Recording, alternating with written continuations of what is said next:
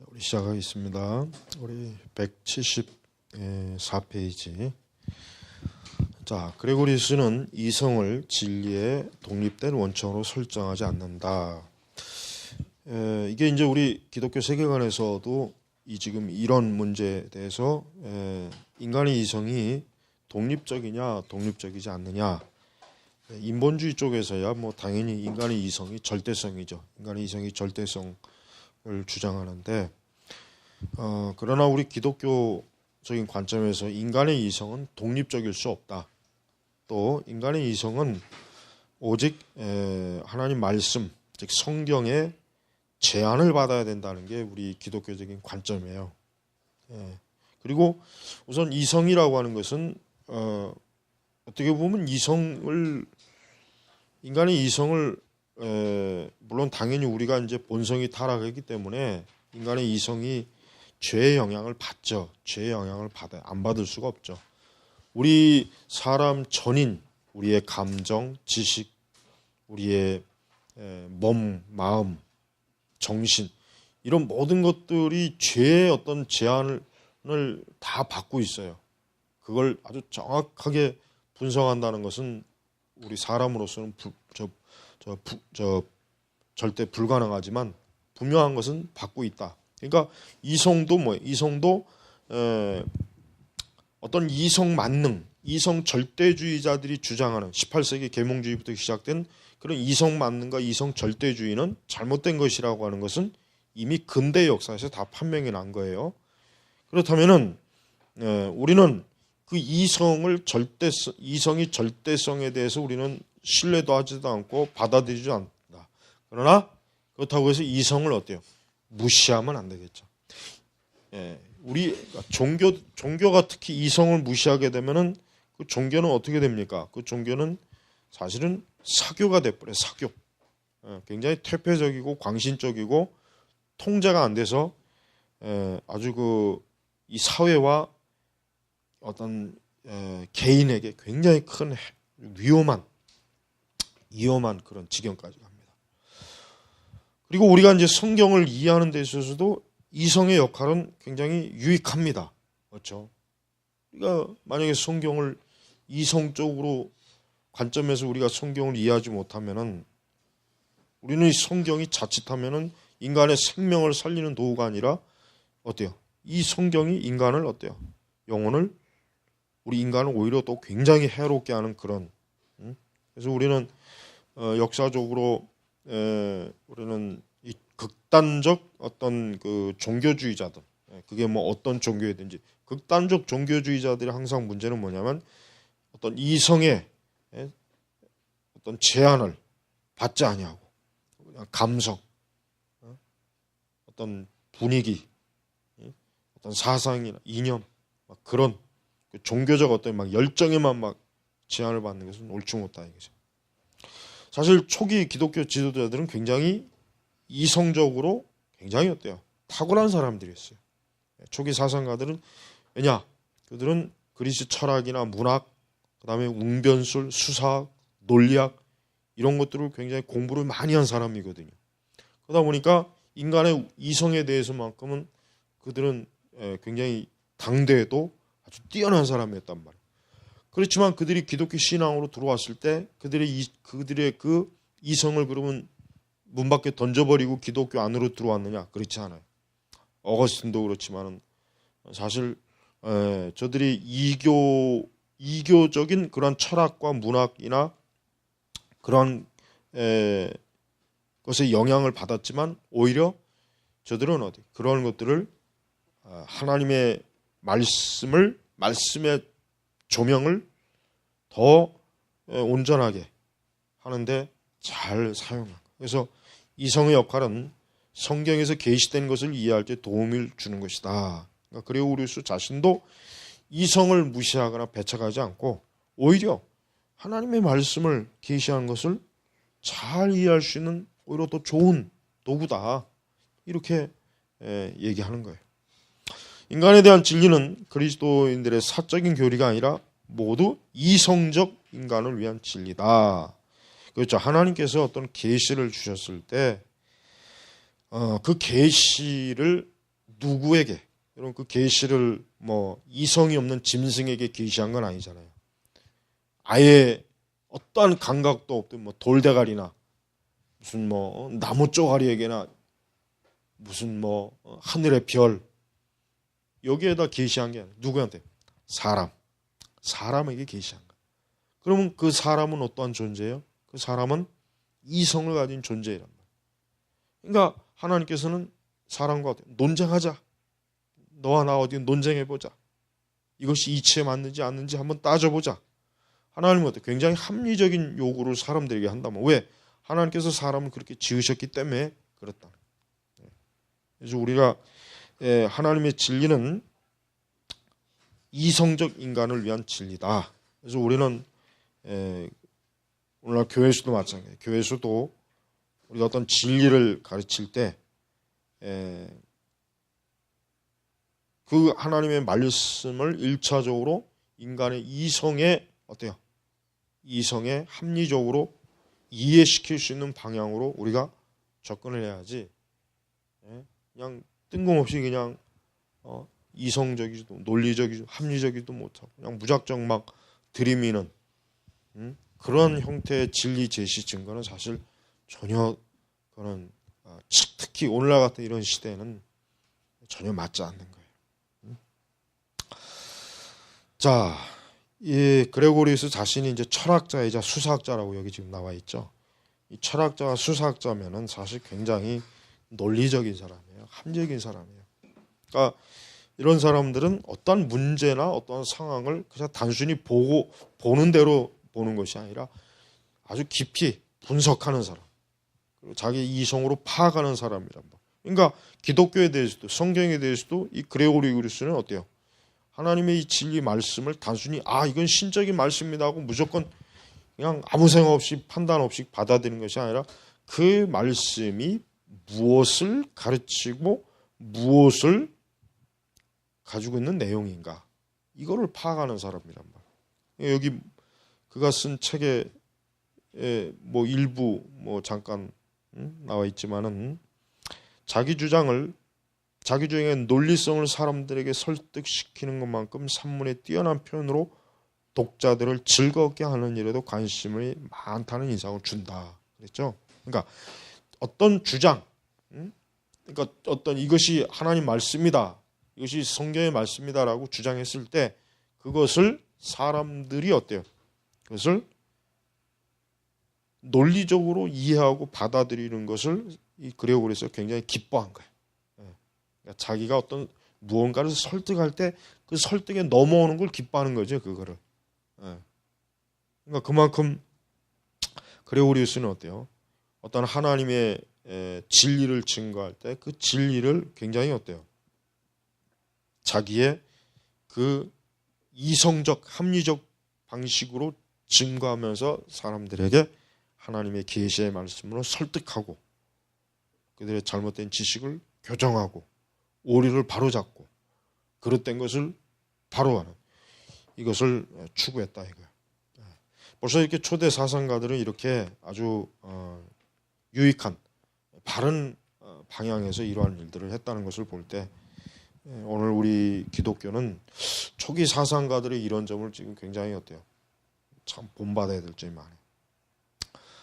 자, 그레고리우스의 두 번째 그레고리우스는 그 내용 그 자체 내용보다는 그레고리우스의 이 방식을 좀 오늘은 좀 자신의 수사학적 기교만을 자랑한 것이 아니라 그는 자신이 지향하는 목표를 잘 알고 있으며 자신의 요점을 어때요?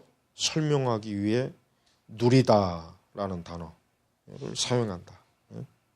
이 단어는 창조된 세계에서 즐거워하는 것을 가리킨다. 하지만 그레고리우스는 누리다라는 말을 택하여 땅에 좋은 것뿐만 아니라 하나님에 대한 즐거움도 의미한다. 그래서 이러한 주제, 이러한 주제는 비율에 있어 너무 크고 효과에 있어 너무 누적적이서 인간 본성, 죄, 구속, 희망, 인간의 운명에 대해 교부들이 말한 모든 것 배후에 숨어 있다. 또 영혼을 위해서는 하나님께 응시해야 된다. 자, 이렇게 그리고리우스뿐만 아니라 어거스틴도 그러죠. 당신은 당신의 자신을 위해 우리를 지으셨으며 우리 마음은 당신 안에서 안식하기 전까지 안식할 수 없습니다. 아주 유명한 말이죠. 그러니까 이러한 진리 전달 인식, 이러한 진리에 대한 분석, 또 하나님의 진리를 증거하는 어떤 단어의 선택, 표현, 이런 것들을 모두가 뭡니까? 하나님의 영광, 하나님의 창조, 하나님의 창조의 능력, 이런 모든 것들을 참 드러내는데 저들은 온 힘을 자기가 가지고 있는 어떤 지식과 이성적 능력과 합리적인 그런 사고방식을 이용을 해서 저들이 했다는 것을 우리가 알 수가 있습니다. 자, 그레고리우스가 창세기 인간 창조에 대한 본문을 언급할 때 그는 독자들이 모양과 형상이라는 단어뿐만 아니라 그것들의 선행하는 장면에서도 주목하도록 한다. 모양과 형상. 자, 우리의 형상을 따라 우리의 모양대로 우리가 사람을 만들고, 그러니까 이런 사람을 만들고, 근데 그레고리우스는 이게 굉장히 참 놀랍다 그렇게 이제 표현한 거예요. 하나님의 이 창조라고 하는 것이 하나님의 영광, 또 하나님의 능력, 또 하나님께서 일하시는 모든 것들을 다 드러내는 그러한 하나님의 거룩한 작업을 드러낸다 이거죠. 그래서 이 하나님께서 창조하신 모든 세계와 이 모든 하나님의 창조의 사역의 능력에 어때요? 이 그레고리우스는 굉장히 깊은 통찰과 관심을 가지고 접근하는 거예요. 자, 그 다음에 이제 인간에 대한 기독교적 이해는 그 이전의 그리스 사상과 공통점이 많다. 이렇게 이 책에 잠깐 쓰여 있는데 공통점도 많지만 차이점도 많죠. 우선 여기서 다루질 않겠지만 차이점이라면은 기독교적인 인간관과 그리스 적인 인간관의 차이는 사실 굉장히 커요. 내가 볼 땐 사실 공통점보다는 차이점이 더 크다는 걸 강조해야 돼요, 원래는. 물론 이 책의 주제는 그걸 다루지 않는 것이니까 안 나와 있지만 우리는 그리스적인 인간이라고 하는 것은 그리스 사람들은 인간이라고 하는 존재 자체를 우선 인간이 어떤 창조물이다, 인간 이런 걸 아예 그 관념 자체도 없고 인간은 오직 생각할 줄 아는 그러한 이성적 능력을 가지고 있는 그 사람이 최고의 인간의 표준이다라고 그렇게 얘기해요. 그러니까 그 다음에 또 인간이라는 존재는 어때요? 인간의 존재는 어떤 막연한 시작과 끝이 없어요. 명확하게 그리스의 관점에서도. 그러니까 사실 그래서 이제 철학자들은 나름대로 인간의 시작과 끝을 굉장히 많이 탐구를 많이 했지만 그러나 밝혀내지는 못했죠.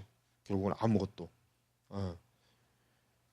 그리고 또 인간 그리스 사상적 관점에서 인간의 존재라고 하는 것은 물론 한편에서는 불멸의 존재라고도 얘기했겠지만은 그러나 인간의 그 존재 자체가 어때요?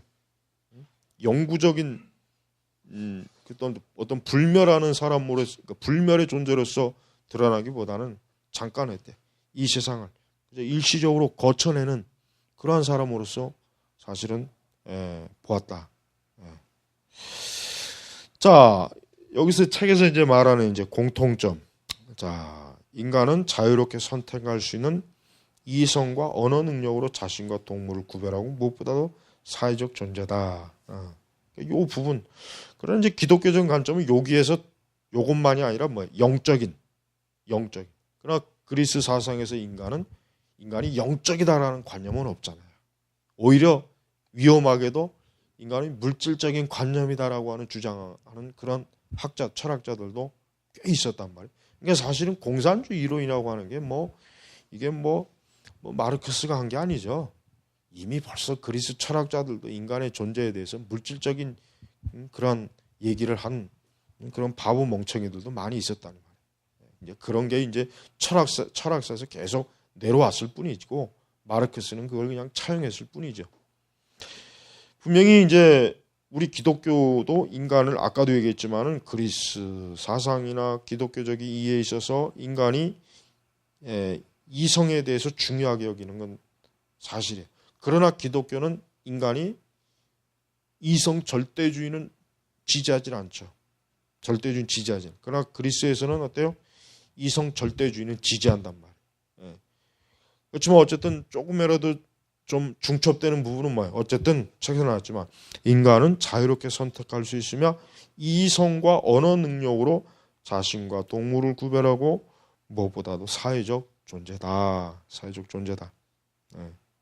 하지만 하나님의 형상에 관한 성경적 교리는 기독교에 대한 비평과 인정처럼 기독교적 사상을 다른 관점으로 이끈다. 자, 켈수스는 인간이 하나님의 아주 그 기독교를 굉장히 반대한 불신앙적 사상가죠. 인간이 하나님의 형상으로 만들어졌다는 그리스도인들이 신앙 때문에 그들을 비난했다.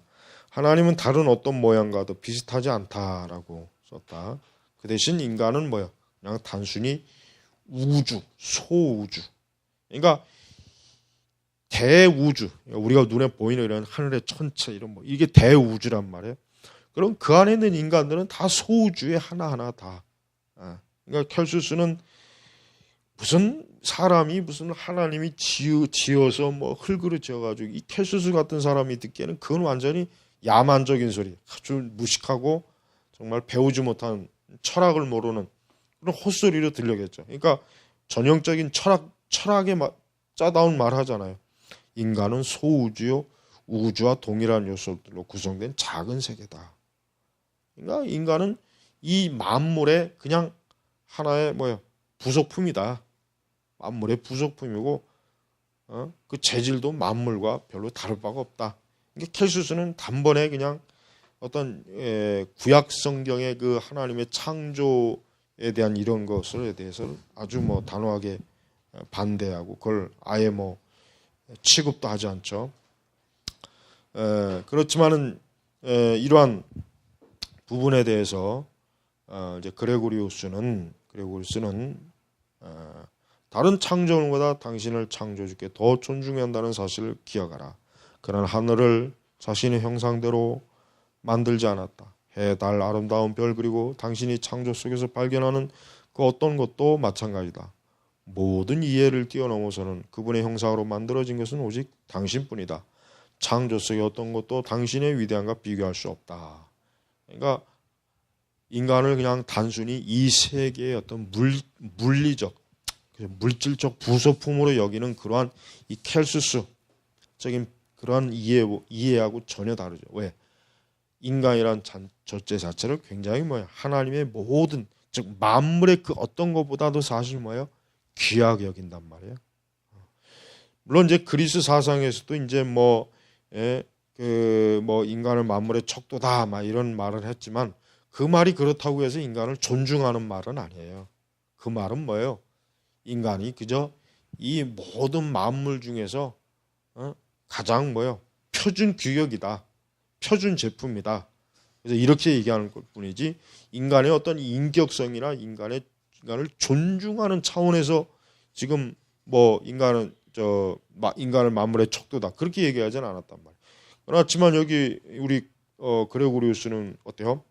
모든 창조물 하나님이 인간을 존중하고 인간을 사랑하고 아끼고 귀하게 여기 그런 피조물 그냥 단순히 어떤 이 세상의 부속품이 아니라 만물의 어떤 하나의 부속품이 아니라 아주 굉장히 하나님이 독특하게 창조한 특별한 아름다움을 지닌 그런 존재다. 시편에 이러한 그 의미의 시편이 많이 있지 않습니까? 자, 교회의 가르침에 따르면 인간의 독특성은 창조된 세상과 비슷하지 않고 세상을 지으신 분의 형상으로 만들어진 것이라고 그리우스가 말한다. 창조된 세상과 비슷하지 않고, 그러니까 이건 이제 성경에 보면은 하나님께서 자기의 형상을 아까 얘기했죠. 우리의 형상을 따라 우리의 모양대로 삼위일체 되신 하나님께서 다른 피조물을 향해서는 우리의 형상이니 우리의 모양 이런 말은 안 했지만 유독 아담을 창조할 때만큼은 왜 이런 표현을 썼겠는가? 그것은 인간이 하나님의 즉 위대하신 그 하나님, 그 창조주, 그분의 그 영광스러움을 반영하는 그런 존재다 하는 것을. 그래서 맨 끝에 하나님을 닮았다는 사실이 존재하는 다른 모든 것과 인간을 신비롭게 구별한다 그랬죠. 그러니까 하나님을 닮았다. 그러니까 하나님을 닮았다라고 할 수 있는 피조물은 사람밖에 없어요. 그죠? 그러니까 그게 바로 인간이 굉장히 우월하고 독특하고 특별하고 인간이 그런 점에서 모든 피조물 위에 있는 그러니까 이 그리스 사람들이 바라보고 있는 인간관과 성경에서 바라보는 인간관이라고 하는 것은 정말 하늘과 땅 차이로 아주 커요. 그리스적인 인간관은 사실은 인간이라고 할 수가 없어요. 그냥 하나의 기계지, 기계. 기계. 잘 설계된 기계일 뿐이지 생명이라고 이렇게 부르기는 어려워요. 그리스 인간관은. 그 다음에 이제 178페이지 넘어가면은 그레고리우스는 인간의 독특성을 몸과 마음의 관계 속에서 찾는다. 그렇죠. 왜? 사람은 돌덩어리가 아니거든. 사람은 어떤 감정이 있고 이성이 있고 생각이 있고 느낌이 있고 감각이 있단 말이에요. 감각. 그러니까 그런 면에서 그레고리우스는 인간의 이런 독특한 점을 다른 피조물들과의 독특한 점을 지금 딱 정확하게 지금 파악한 거예요. 그래서 이런 마음, 그러니까 몸과 마음, 그러니까 우리의 마음의 어떤 상태에 따라서 몸의 어떤 선상도, 몸의 반응도 오고 그러잖아요. 그러니까 우리의 마음이라고 하는 이 내부에 어떤 작동되는 그러한 인간의 어떤 고유한 이러한 것이 인간의 어때요? 그의 모든 감각이나 지식이나 이런 것들에 대해서 잘 어때요? 다른 피조물과는 아주 완전히 구분된 그러한 놀라운 그런 모습들을 보인다 이거죠. 자, 이렇게 기독교 사상가들에게는 이렇게 하나님께서 인간을 창조하신 그 하나님의 영광, 그 하나님이 어떠한 분이신지, 그 하나님의 그 놀라우심, 또 그 하나님의 그 영광스러움, 그 하나님이 그러니까 그렇게 참 놀라운 그 하나님이라고 하는 존재가 창조한 또 놀라운 인간. 그래서 여기서 인간의 마음은 하나님의 마음만큼 신비다. 인간의 어떤 것은 인간 안에 있는 인간의 영역에조차 알려져 있게 하기 때문에 우리는 우리 자신을 모른다고 어거스틴은 말했다. 인간의 마음의 신비는 인간이 하나님의 형상대로 창조되었다는 증거다. 인간 마음이 우리를 창조하신 분의 모양으로 만들어졌기 때문에 그것은 우리 지식을 벗어난다. 그것이 바로 인간 마음이 정확하게 하나님의 우월한 본성을 담았다고 생각하는 합리적인 이유다. 우리의 이해를 초월하는 그 본성을 그것을 불가지성으로 묘사하고 있습니다. 그러니까 이 얘기가 뭡니까? 우리가 하나님을 온전히 이해할 수 없죠. 하나님의 초월성, 하나님의 능력, 하나님의 영광. 근데 이 초기 사상가들은 사람도 역시 마찬가지다. 사람도 사실 그 사람 자체를 온전히 알 수 있는 건 굉장히 어렵고 신비적인 문제다. 근데 그걸 고스란히 하나님의 그 영광과 영광에 그대로 그거를 지금 초점을 같이 대입하고 있는 거예요. 그러니까 초기 사상가들은 하나님에 대한 그 영광스러움도 놀랍지만 그 하나님이 창조한 인간도 역시 굉장히 놀라운 존재다 이거죠. 굉장히 하여튼 어떻게 하나님께서 이런 인간을 창조하셨을까? 어떻게 인간을 이렇게 하나님의 모양대로 잘 닮아서 그걸 빚으셨을까? 만드셨을까? 그래서 인간을 살펴본다. 그러나 인간을 온전히 알 수가 없죠. 역시 하나님도 우리의 이해를 초월하신 분이다. 그러니까 초기 사상가들은 하나님에 대해서도 놀랬지만 하나님이 창조한 인간에 대해서도 어때요? 굉장히 놀란 거예요. 오늘날에는 인간을 하찮게 여기거든요. 우리 시대는 인간을 굉장히 하찮게 여겨요. 쓸모없는 존재. 왜 너무 그냥 뭐 어떻게 보면 참 인간 존재 자체를 굉장히 아주 그냥 뭐이 길 위에 있는 그저 개구리, 꼭 개구리처럼 막 그렇게 여긴다. 불필요한. 그러나 이 성경적 인간은 뭐야? 굉장히 인간을 영광스러운 하나님이 창조했기 때문에 인간도 어때요? 영광스러운 인간. 그러니까 초대교회 이 초기 사상가들은 이제 그러한 것에 대해서 아주 제대로 눈을 잘 떴다고 보면 돼요. 창조주께서 우리 본성에 남기신 신적 속성 가운데 가장 중요한 것은 자유. 그래서 이제 인간이 하나님으로부터 부여받은 것 중에 최고는 뭐냐? 자유. 그래서 인간의 독특성의 척도는 자유와 자유의지의 선물이다. 토마스 제퍼슨이 표현한 걸 잠깐 얘기한 것처럼 본성적으로 그레고리우스는 인간이 본성적으로 자유롭다. 그리고 다른 것에 본성적으로 평등하다. 그러면서 그레고리우스가 특별히 그 시대의 독특한 주장이 뭐예요? 노예제도를 명백하게 반대한 거. 벌써 이 시대의 노예제도를 이렇게 반대했다는 건 굉장히 참 파격적인 급진적인 일이거든요. 노예제도를 반대한다는 것은 그 당시는 그건 상상을 거의 하기가 힘들어요. 왜 노예제도라고 하는 것은 거의 18세기, 19세기까지도 그건 당연하게 여기는 세상을 살아왔거든, 인류가. 그런데 이 시기에 이렇게 노예제도라고 하는 걸 반대한 그 소수의 교부 중에 한 사람이다. 왜냐하면 그만큼 인간이 어때요? 인간의 자유를 억압해서 노예를 삼을 그런 존재가 아니다 이거지.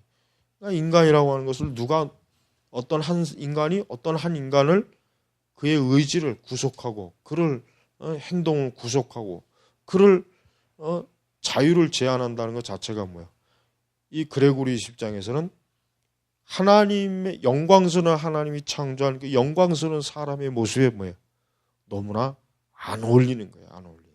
그러니까 그레고리우스는 인간 자체에도 물론 굉장히 그 그러니까 자유로운 존재라고 하지만은 바로 그 자유로운 존재를 창조하신 분이 하나님이기 때문에 우리가 어떻게 그 하나님이 자유롭게 창조하신 인간을 어떻게 우리가 노예로 삼을 수 있는가라고 하는 거.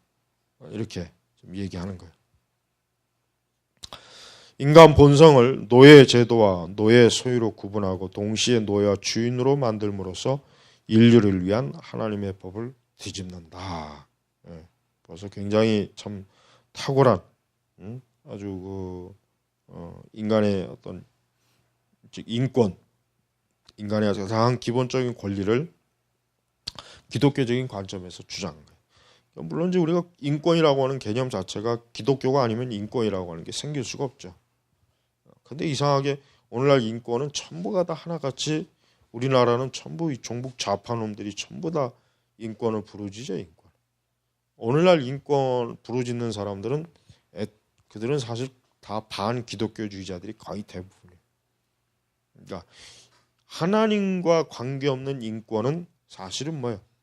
그건 인권이 아니라 인간의 권리를 멸시하는 거예요. 멸시 사실은. 그러니까 하나님 믿지 않고 인권 활동을 하는 사람들은 사실은 뭐예요? 솔직한 얘기로 그들은 인간의 인권을 짓밟는 짓을 하고 있는 거예요. 그러니까 우리가 이런 휴머니즘, 하나님 없는 인본주의는 전혀 우리는 어때요? 추구해서도 안 되겠죠. 하나님 없는 인본주의는 오히려 하나님을 경멸하는 것이고 인간을 경멸하는 거예요. 그러니까 하나님 없는 인권을 주장하는 사람들 때문에 이 사회가 얼마나 피해가 많아요.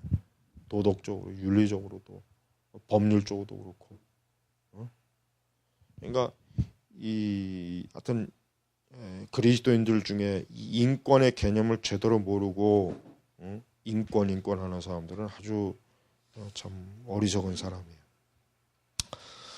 자, 그레고리우스는 도덕적 자유로서 인간의 자유에 대해서 말한다. 즉 우리의 창조 목적을 구현하는 자유 말이다.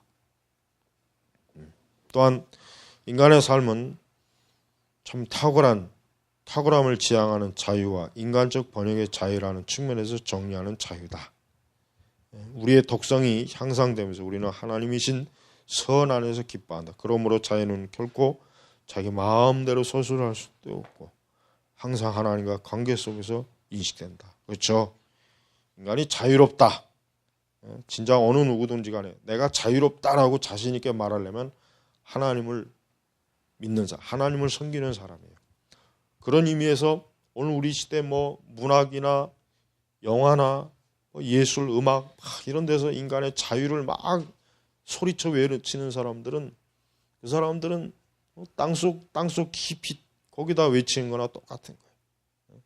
하나님도 모르는 사람들이 어떻게 자유가 있습니까? 하나님이 없는 사람이 어떻게 선이 있고 하나님이 없는 사람들이 어떻게 진정으로 그들에게 참 제대로 된 인간의 의지가 나타나겠어요. 사실 그럴 수가 없는 거예요.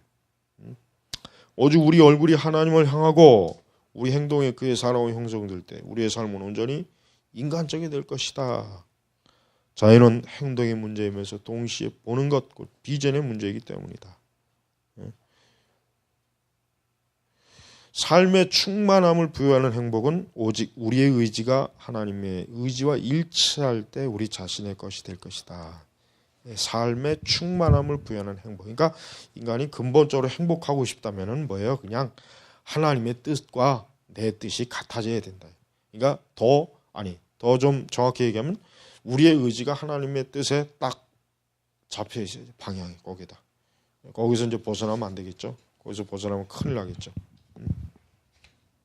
그리고 마침내 그것은 뭐예요? 그리스도 안에서 발견한다. 그리스도 안에서 그리스도.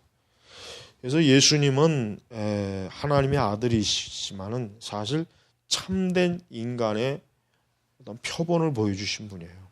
그러니까 예수님은 우리 그리스도인들이 예수님을 바라볼 때마다 믿음으로 받아볼 때마다 그 예수님이 얼마나 결국은 하나님께서 원하셨던 인간의 가장 표준이에요. 그러니까 우리는 예수님을 믿음으로 말씀으로 볼 때 바로 하나님께서는 이러한 인간을 창조하셨구나. 이러한 인간을 하나님이 의도하셨구나. 그러니까 아담의 창조라고 하는 것은 사실 뭐예요? 예수님 같이 그렇게 하나님을 경외하고 하나님을 향하고 순전해야 되는데 아담은 타락했잖아요. 그래서 둘째 아다신 예수님께서 동일한 조건, 그 성육신 인간의 몸을 입으시고 이 땅에 오셔서 그분 자신이 많은 시험을 당하시고 그럼에도 죄는 없으신 그런 분으로서 완벽하게 보이신 거예요. 자, 인간 창조에서 그레고리우스는 인간 본성을 그리스도 안에서 이루어지는 관점에서 대시한다. 그리스도 안에서. 사실 그리스도 바깥에서는 참 인간을 발견할 수가 없어요. 그러니까 그리스도가 아닌 부활절 속에서 그레고리우스는 이날에 참된 인간이 창조되었습니다. 그분은 하나님의 형상과 모양을 따라 존재합니다.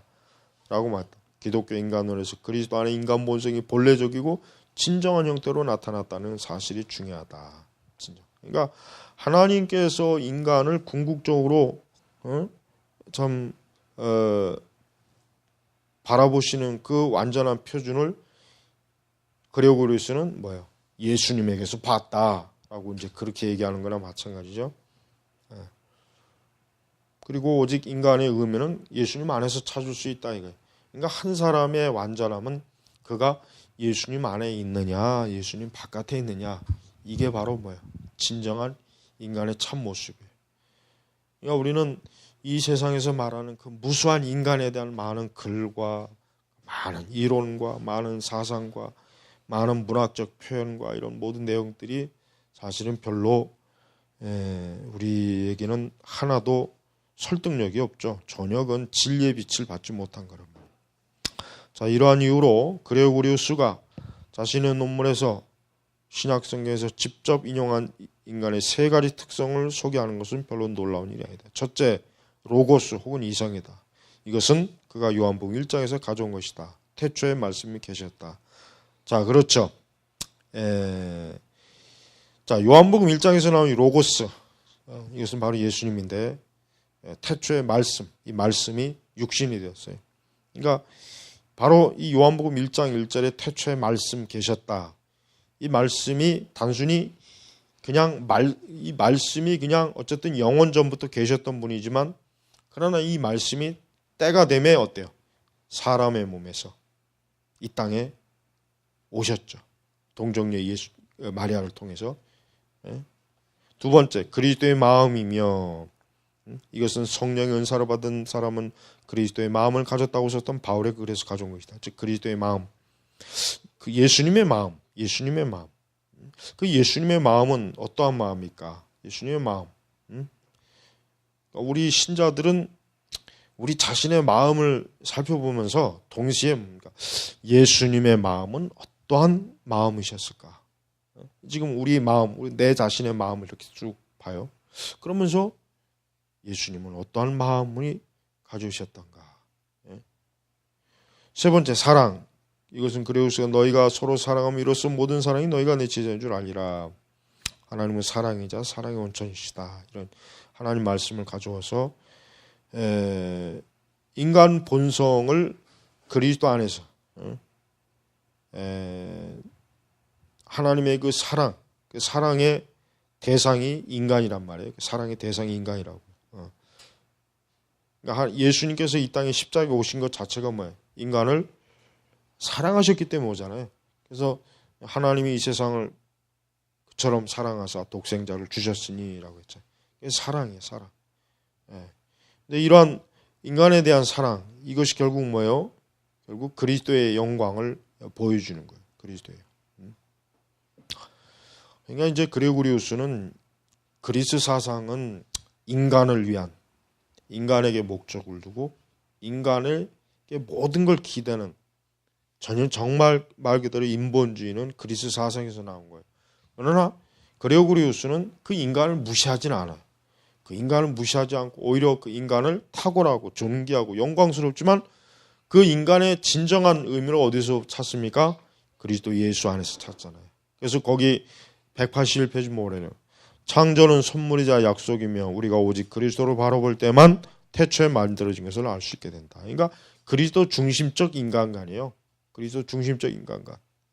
이게 바로 우리가 이방 그 당시 기독교 초기 사상가들이 주변의 세상과의 다른 아주 정확한, 그러니까 예수 그리스도를 거론하지 않고는 인간은 설명할 수 없다. 예수 그리스도를 제대로 알리지 않고 그분이 누구이신지 모르면서 인간에 대해서 얘기하는 것도 의미가 없고 인간 자체가 뭐야? 아무 의미가 없는 거예요. 존재 자체가 의미가 없는 거예요. 그러니까 우리 그레고리우스가 굉장히 탁월한 기독교 사상가라는 걸 우리가 알 수가 있어요. 자, 181페이지 가죽옷. 자, 세상에 죽음이 들어왔기 때문에 약속이 필요했다. 그렇죠. 그 창세기 3장 15절에 보면은 하나님 아담과 하와가 타락한 이후에 하나님이 바로 약속, 그걸 보통 원시 복음이라는 말 하잖아요. 그때 이미 하나님께서는 아담과 하와에게 죽음을 선고했죠. 죽음. 그러나 하나님은 그 죽음을 선고하는 것으로만 끝나지 않고 하나님은 또 다른 생명을 약속합니다. 약속. 그 약속이 결국은 뭐예요? 언약이죠. 언약. 약속, 언약. 결국 인간이 다시 그 죽음에서 어때요? 생명을 얻을 수 있는 언약을 하나님이 주신 게 생명을 얻을 수 있는 생명. 자, 그래서 인간은 그 죽음으로 말미암아 많은 죄에 오염되고 또 참 비참함, 비극, 인간 삶 자체 그 많은 그 참 온갖 죄로 인한 그 부패함, 썩음 이런 것들이 사실은 가득 들어왔어요. 그러나 이런 것들이 인간을 궁극적으로 파괴하지는 못했어요. 왜? 하나님께서 그 인간에 대해서 못해요. 하나님의 생명의 약속을 하나님이 부여해 주셨기 때문에. 그러면서 이제 그레고리우스는 특별히 이제 가죽옷, 그 182페이지에 보면은 초기 기독교 사상가들처럼 이 바른 창세기 이야기 끝부분에 나오는 가죽옷이라는 수수께 같은 언급이 매혹되었다. 그 뭐예요? 그 가죽옷을 지어 입히시느니라 이 말씀이 가죽옷. 그럼 이 가죽옷이 특별히 이제 여기에다 의미를 이제 부여한 거죠. 의미. 그러니까 이 가죽옷이라고 하는 것은 결국은 뭐예요? 하나님께서 아담을 위해서 아담과 하와를 위해서 지은 옷이에요. 최초의 지은. 근데 왜 지었겠어요? 이거는 뭐 아담과 하와가 죄로 인해서 벌거벗고 그 벌거벗음을 숨기기 위해서 저들이 나뭇잎으로 가렸지만 무화과 나무잎으로 가렸지만 무화과 나무 잎인가 뭔가 갑자기 헷갈리네. 그렇지. 그러고 보면 그때도 무화과가 있었다는 얘긴데 참 신기하네. 이 나뭇잎으로 가린 그 의미가 영적으로 인간이 자기 의로잖아요. 자기 의로 자기를 가렸지만 하나님 보실 때는 그 인간의 자기 의라는 게 뭐예요? 나뭇잎이라고 하는 게 보잘것 없는 거예요. 조금 지나면 말라 비틀어져서 없어져. 그러나 가죽옷은 어때요? 가죽옷은 거의 영구적이죠. 가죽옷이라고 하는 것은 거의 썩지도 않죠. 거의 영구적. 그러니까 그래서 이제 이 그레고리우스는 가죽옷이 특히 그 당시 초기 기독교 사상가들이 굉장히 여기에 관심을 많이 가졌다는 이유가 바로 하나님께서 왜 가죽옷을 지어 입히셨을까? 또 그 가죽옷을 입히기 위해서는 뭐예요? 그 가죽의 짐승, 그게 물론 어떤 짐승의 가죽인지는 모르겠지만 어쨌든 그걸 죽여야 돼, 그죠? 뭐 그래서 뭐 유대인들은 랍비들은 양새끼다 그런 얘기를 하지, 양이다 뭐 그런 얘기를 한단 말이에요. 그러니까 이제 이런 자, 그 중반에 아주 말하자면 아담이 우리 안에 살고 있으며 우리의 멋진 옷이 벗겨진 후, 여기서 멋진 옷이라고 하는 게 뭐 무화과 나무이고요. 우리는 가죽옷을 입게 되었다. 인간 가운데 매일 흠없이 살 수 있는 사람은 찾아볼 수 없다. 모든 인간은 아담과 공통된 본성, 타락한 본성을 공유하고 그의 타락에 참여한다. 그 사도의 말처럼 아담 안에서 우리 모두는 죽었기 때문이다. 그러므로 아담에게 적합했던 회개가 그와 함께 모든 사람에게 또 적합하다.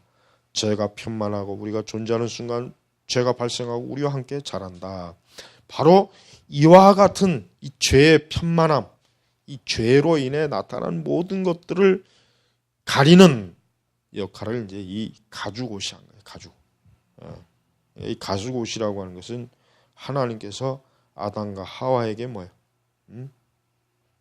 그 죽음으로부터 하나님께서 생명을 부여해 주시는 굉장히 중요한 의미가 있는 거예요. 그러니까 하나님께서 아담과 하와에게 가죽옷을 지어 입혔다는 것 자체가 하나님께서 아담과 하와를 버리지 아니하고 그를 어때요? 그에게 생명을 부여하겠다고 하는 하나님의 뜻을 거기에 이제 볼 수가 있는 거예요.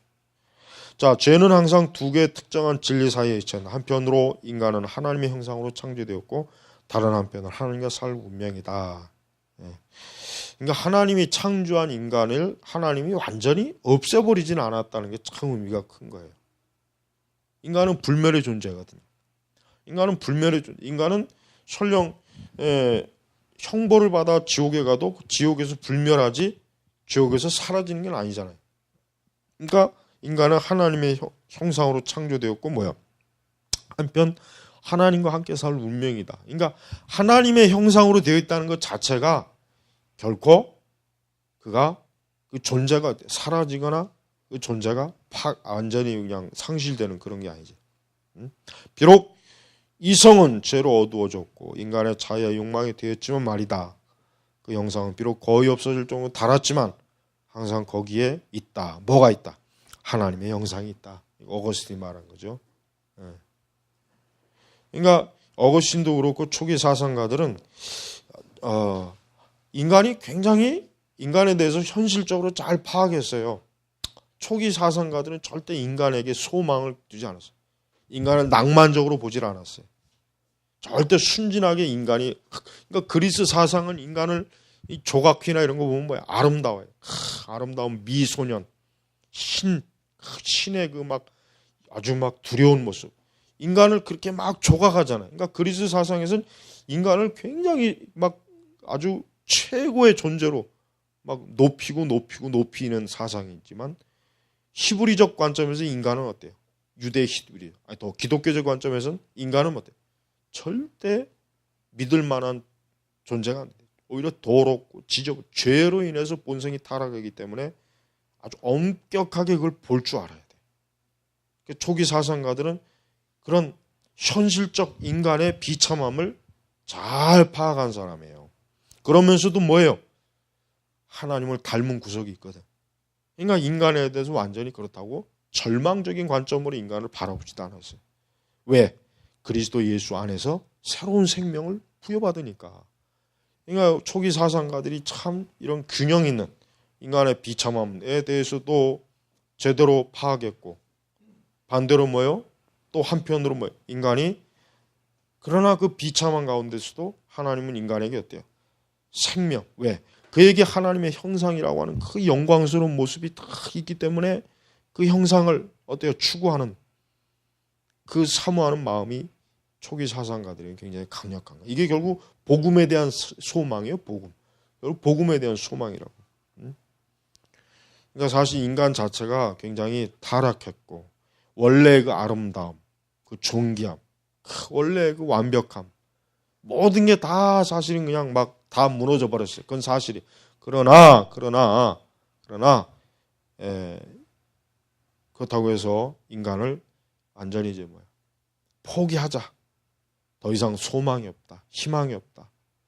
이렇게 완전히 비관적으로만 인간을 바라보지 않았다. 왜? 하나님의 형상이기 때문에. 그래서 우리는 이 초기 사상가들이 하나님의 형상을 닮은 인간을 얼마나 존귀하게 여기면서 그러면서도 그가 하나님의 그 영광스러운 모습을 회복하는 것. 뭐예요?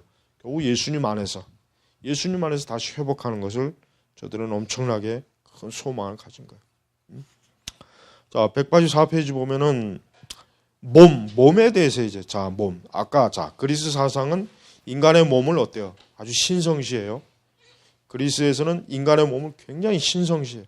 그래서 그리스에서 최고로 아름다운 게 뭐예요? 여자의 몸이라 그러죠. 여자의 몸. 여성의 몸, 황금 비율. 신이 창조하는 가장 아름다운 피조물 여자라고 여자의 몸이라 하죠. 그러니까 그리스 사상은 하여튼 인간의 이 몸에 대해서 정신과 몸에 대해서 굉장히 숭배하는 게 강해요. 근데 기독교는 굉장히 중요한 균형을 갖고 있어요. 왜? 185페이지 그 윗부분은 이런 말이 있습니다. 육체 없는 영혼은 인격체일 수 없다. 그러니까 기독교적인 관점에서 결코 몸을 천시하거나 그렇다고 해서 영혼만 중요하게 여기거나 그러지 않았다 이거예요. 그러니까 이 그레고리우스도 우리의 몸과 영혼이 함께 결합하는 것, 즉, 우리의 그 영혼을 덮고 있는 이 몸이라고 하는 것은 뭐예요? 굉장히 중요하다, 소중하다. 그래서 기독교가 단지 영혼만을 위해서 존재하는 종교가 아니다 이거죠. 그 몸이 어때요? 완전히. 그래서 이 184페이지 중반에 보면 니케아 신경 마지막 조항을 이렇게 해놨죠. 우리는 죽은 자들의 부활과 내세의 삶을 고대한다. 근데 이 죽은 자의 부활과 내세의 삶이라고 하는 게 뭐예요? 몸을 가지고 부활의 몸, 영광스러운 부활의 몸을 함께 가지고 어때요? 내세의 삶을 사는 거예요. 그래서 나중에 우리가 하나님 앞에 결국 최후의 심판 이후에는 어때요? 우리는 성도는 이 부활의 몸으로 어때요? 영광스럽게 영생하잖아요. 부활의 몸을 입고. 그러니까 기독교는 어떤 인간의 몸을 그저 어떤 불교적 관념이 또 그렇죠. 인간의 몸을 굉장히 뭐 꼭 그냥 더러운 옷같이 그렇게 여기잖아요. 그러니까 인간의 몸을 아주 천시하는 그런 종교는 사실 굉장히 인간을 어때요?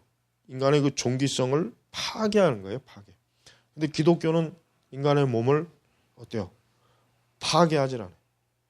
기독교만큼 인간의 몸을 존중 여기는 종교는 없어요. 그러면서도 우리는 우리의 영혼을 귀하게 여겨요. 이게 다 뭐예요? 초기 사상가들이 그런 이해를 가지고 있는 거예요. 그래서 거기 186페이지 중반에 뭐라 그랬어요?